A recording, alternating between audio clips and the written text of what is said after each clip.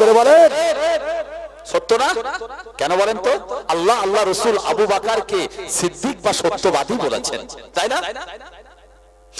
আবার মদিনার মসজিদে নববী শরীফে আসরের নামাজ আদায় করে চাতওয়ানের উপরে বসে আছেন আল্লাহর নবী।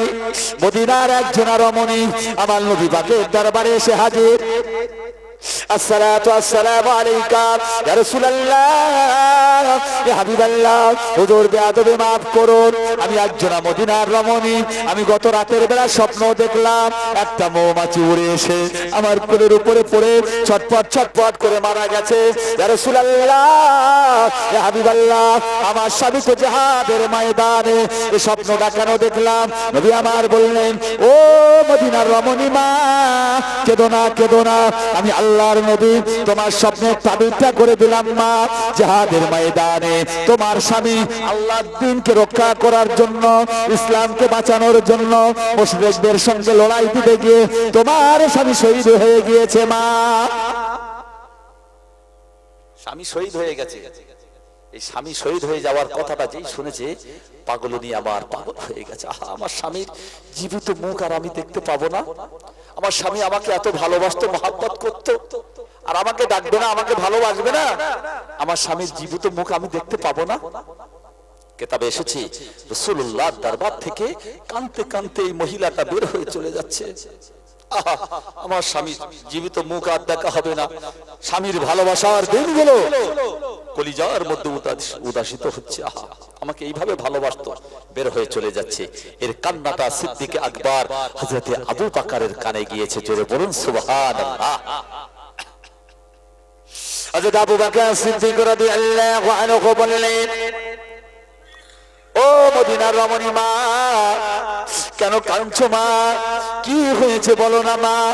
কেন রাস্তায় কাঁদতে কাঁদতে যাচ্ছ মা? এ হযরতে আবু বকর, আমি গত রাতে স্বপ্ন দেখলাম, আমি গত রাতে খ্বাব দেখলাম একটা মৌমাছি উড়ে এসে আমার কোলের উপরে পড়ে ছটফট ছটফট করে মারা গেল রে আবু বকর। আমার স্বামী তো জিহাদের ময়দানে। এই স্বপ্নটা কেন দেখলাম? হযরতে আবু বকর এতটুকু জানেন না, আমার নবীর দরবার থেকে এই মহিলাটা স্বপ্নের তাবিজ জেনে আসছে, এতটুকু জানেন না। হযরত আবু বকর বললেন, ও মদিনার রমণী, কেঁদো না, তোমার স্বপ্নের তাবিজ তো ভালো মা। এ হযরত আবু বকর, আমার স্বপ্নের তাবিজ ভালো, কি বলো? হযরত আবু বকর সিদ্দিক রাদিয়াল্লাহু আনহু বললেন, ও মদিনার রমণী মা, আমি আবু বকর জানিয়ে দিলাম মা, আজকে রাতের বেলা জিহাদের ময়দান থেকে তোমার স্বামী জীবিত অবস্থায় তোমার দরওয়াজায় ফিরে আসবে। আর জোরে বলুন সুবহানাল্লাহ। নবী বললেন শহীদ হয়ে গেছে, আবু বকর বললেন জীবিত ফিরে আসবে। আমার নবীর কথা আগে না আবু বকরের কথা আগে? জোরে বলে। মনে হচ্ছে ওয়াজ আপনারা বুঝতে পারেননি, আমার মনে হচ্ছে নবীর কথা আগে। এই মহিলা চিন্তা করছে আমার নবীর কথা আগে, কিন্তু ওই যে আল্লাহ আল্লাহ রাসূল বলেছেন আবু বকর সিদ্দিক বা সত্যবাদী। একটা রাত দেখি, একটা রাত দেখি না কি হয়, একটা রাত দেখি। ঘরের দরওয়াজা দিয়ে ওই দরওয়াজার পাশে বসে আছে, স্বামীর মহাব্বতে চোখের পানি ছেড়ে কাঁদছে। গভীর রজনী, গভীর রজনী নেমে এসেছে। এই মহিলা স্বামীর মহাব্বতে কাঁদছে। জিহাদের ময়দান থেকে ওর স্বামী জীবিত ফিরে এসে দরওয়াজার করোনার আওয়াজ দিয়ে বলে, হে আমার বিবি সাহেবা, দরওয়াজা খুলে দাও, আমি তোমার স্বামী বাড়ি ফিরে এসেছি। বলার সঙ্গে সঙ্গে দরওয়াজা খুলে দেখে আমার স্বামী জীবিত ফিরে এসেছে। জোরে বলুন, আরো জোরে বলেন না সুবহানাল্লাহ। আবু বকরের কথা আগে হয়ে গেল, আবু বকরের কথা সত্য হলো, আবু বকরের কথা সত্য হলো। আমার নবী এই কথা তাহলে কেন বললেন? আমি জিজ্ঞাসা করব। ফজরের নামাজ আদায় করে রাসূলুল্লাহর দরবারে চলে গিয়েছেন। আল্লাহ রাসূল বসে আছেন, এই মহিলা যাচ্ছেন। আল্লাহ রাসূল দূর থেকে দেখতে পেয়ে মহিলাকে বলেন, ও মদিনার রমণী মা, গত রাতের বেলা জিহাদের ময়দান থেকে তোমার স্বামী জীবিত ফিরে এসেছে মা। জি ইয়া রাসূলুল্লাহ। আমার নবী জানলেন কি করে এই মহিলার স্বামী জীবিত ফিরে এসেছে? আমার নবী জানলেন কি করে? নবী জিজ্ঞাসা করছেন, ও মদিনার রমণী মা, গত রাতের বেলা জিহাদের ময়দান থেকে তোমার স্বামী জীবিত ফিরে এসেছে? জি ইয়া রাসূলুল্লাহ, এই আমি তোমার স্বপ্নের তাবির করেছিলাম না তোমার স্বামী শহীদ হয়ে গেছে? জি হুজুর, আপনি তো তাই বললেন। এই আমার কাছ থেকে স্বপ্নের তাবির জেনে যাবার পরে কার সঙ্গে দেখা হয়েছিল? জি হুজুর। কার সঙ্গে? হুজুর আপনার আবু বকরের সঙ্গে। জোরে বলুন না সুবহানাল্লাহ। তা তুমি স্বপ্নের তাবিরটা আমার আবু বকরের কাছে জানতে চেয়েছো? জি হুজুর, আবু বকরের কাছে জানতে চেয়েছিলাম। তা আমার আবু বকর কি বলেছে মা? হুজুর, হযরত আবু বকর বলে, ও মদিনার রমণী কেঁদো না, আজকের রাতের বেলা জিহাদের ময়দান থেকে তোমার স্বামী জীবিত ফিরে আসবে। তবে আমার দিন দুনিয়ার বাদশা হাবিবুল্লাহ জনাবে মুহাম্মদ রাসূলুল্লাহ সাল্লাল্লাহু আলাইহি ওয়াসাল্লাম বললেন, ও মদিনার রমণী মা, আমি আল্লাহর নবী কি মিথ্যা কথা বলেছি মা? না না না, আমি নবী মিথ্যা কথা বলার জন্য দুনিয়াতে আসি না। ও মদিনার রমণী মা, প্রথমে তো জিহাদের ময়দানে তোমার স্বামী শহীদ হয়ে গিয়েছিল মা, তবে আমার আবু বকরের জবান থেকে যখন কথাটা বের হয়ে গেছে, আমার আল্লাহ পাক আমার আবু বকরকে মিথ্যুক বানাবে না, কাজ্জাব বানাবে না, মিথ্যাবাদী বানাবে না। এই জন্য আমার আল্লাহ তোমার শহীদ হয়ে যাওয়া স্বামীটাকে আবার দুবারা জীবিত করে তোমার দরওয়াজায় ফিরিয়ে দিয়েছে।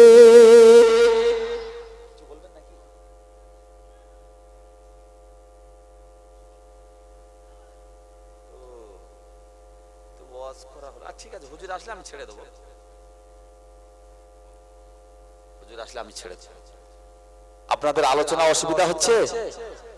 হয়নি তো? দেখেন, অসুবিধা হলে আমি রোড চেঞ্জ করে দেবো। আমি দলিল দিচ্ছি, এগুলো দরকার আছে। খুব সংক্ষেপ। হযরত আবু বকরের পরে কোন সাহাবীর দরজা? জোরে বলুন। হযরত ওমর। এই বেয়াদবেরা বলছে হাদিস থেকে দেখাও, নবী করেনি, নবী সাহাবীরা করেনি। আরে বাপের বেটা, মায়ের যদি দুধ খেয়ে থাকো আসো, তোমার সাথে তো মারামারি হবে না। আমানুল্লাহ সাহেব তো তোমার সঙ্গে মারপিট করতে আসেনি। কিতাব যদি পড়ো, শিক্ষা যদি নাও, আসো, কিতাবের লড়াই হবে। তুমি আমার নবীকে ছোট করছো কেন? কি হয়েছে? কলিজা জ্বালা করছে কেন? আমার নবীকে তুমি খাটো করছো। হযরত ওমর চেনেন কোন ওমর? মুসলিম জাহানের দ্বিতীয় খলিফা, খলিফাতুল মুসলিমিন ওমর ইবনুল খাত্তাব রাদিয়াল্লাহু আনহু। জোরে বলুন সুবহানাল্লাহ। এই হযরত ওমর নবী দিবস সম্পর্কে কত সুন্দর বলছেন। ওমরকে চেনেন? যে ওমরের কথা মতন আল্লাহ পাক কোরআনে কারিমে 21 জায়গায় আয়াত নাজিল করেছে। আস্তে করে বলুন সুবহানাল্লাহ। আর একটু আস্তে বলেন সুবহানাল্লাহ। ওমরের কথা মতো 21 জায়গায় আয়াত নাজিল হয়েছে। হযরত ওমর মদিনার মসজিদের নববী শরীফে দাঁড়িয়ে দাঁড়িয়ে জিহাদের ময়দানে শত শত মাইল রাস্তা দূরে সারিয়াকে সতর্ক করেছে, সারিয়া আল জাবাল, আল জাবাল, আল জাবাল সারিয়া। মদিনার মসজিদের নববী শরীফে নবী পাকের সাহাবীরা বলে, ওমর কি পাগলা হয়ে গেল নাকি? জিহাদের ময়দান শত শত মাইল রাস্তা দূরে, এখান থেকে সারিয়াকে সতর্ক করছে, ইয়া সারিয়া আল জাবাল, ইয়া সারিয়া আল জাবাল। তিনবার হুজুর আছেন, দেখেন হাতে দেখেছেন? একটা বাড়তি কথা বলা লোক না এখানে আছে, পার্স ধরে ফেলেছে। মেজর হুজুর পীরকেলা খলিফা, আর আমি মেজর হুজুর পীরকেলার দাদা হুজুর। মাশাআল্লাহ, জোরে তাকবীর, নারে তাকবীর, আর জোরে তাকবীর, নারে তাকবীর। আমার আওলাদে মুজাদ্দিদ জামানের খলিফা, চোখে দেখেন। আহা, আমার সময় নাই, আমি তো বলতাম আমার নবী পাক সাল্লাল্লাহু আলাইহি ওয়াসাল্লাম রওজা শরীফ থেকে আমার মুজাদ্দিদ জামানকে সালামের উত্তর দিয়েছিল। জোরে বলুন সুবহানাল্লাহ। আবু বকর সিদ্দিক রওজা শরীফ থেকে আল্লাহ রাসূলের কাছে বলেছিলেন, ইয়া রাসূলুল্লাহ, হাবিবাল্লাহ, আমি বাংলার আবু বকর এসেছি আপনার দরবারে। ইয়া রাসূলুল্লাহ, আপনার দস্তে মোবারক খানা বের করে দেন, আমি আপনার হাত দুখানা ধরে একটু মুসাফা করব, চুমা করব। বলার সঙ্গে সঙ্গে প্যারা রাসূলের রওজা শরীফ ফাটল ধরে হাত দুখানা বের হয়ে গিয়েছিল। জোরে বলুন সুবহানাল্লাহ। এইভাবে আমার নবী পাকের হাত দুখানা মুজাদ্দিদুল জামান, কুতুবুল আলম, আমিরুশ শরিয়াত দাদা হুজুর পীর কিবলা রাহমাতুল্লাহ আলাইহি হাত দুখানা জড়িয়ে ধরে মুসাফা করলেন, চুমা করলেন। জোরে বলুন। আমার মুজাদ্দিদ জামান হযরতে আল্লামা রুহুল আমিন সাহেবকে বললেন, বাবা রুহুল আমিন, আমার নবীর হাত দুখানা ধরে চুমা করে নাও, মুসাফা করে নাও। এ কাইয়ুমুজ্জামান আব্দুল হাই, আমার নবীর হাত দুখানা জড়িয়ে ধরে মুসাফা করো। বড় হুজুর পীর কেবলা আমার নবীর হাত দুখানা ধরে মুসাফা করলেন, চুমা করলেন। খোদার কসম খেয়ে বলছি, বসিরহাটে আল্লামা রুহুল আমিন সাহেবের ছোট্ট ভাই পীর রুহুল কুদ্দুস সাহেব, তিনি তার কিতাবে মিলাদে মুস্তাফায় তিনি লিখেছেন, আমি গাজারি ওয়াজ করা লোক নন। এখনো বলছি মায়ের লাল হিসাবে, আমি গাজারি ওয়াজ করা লোক নন।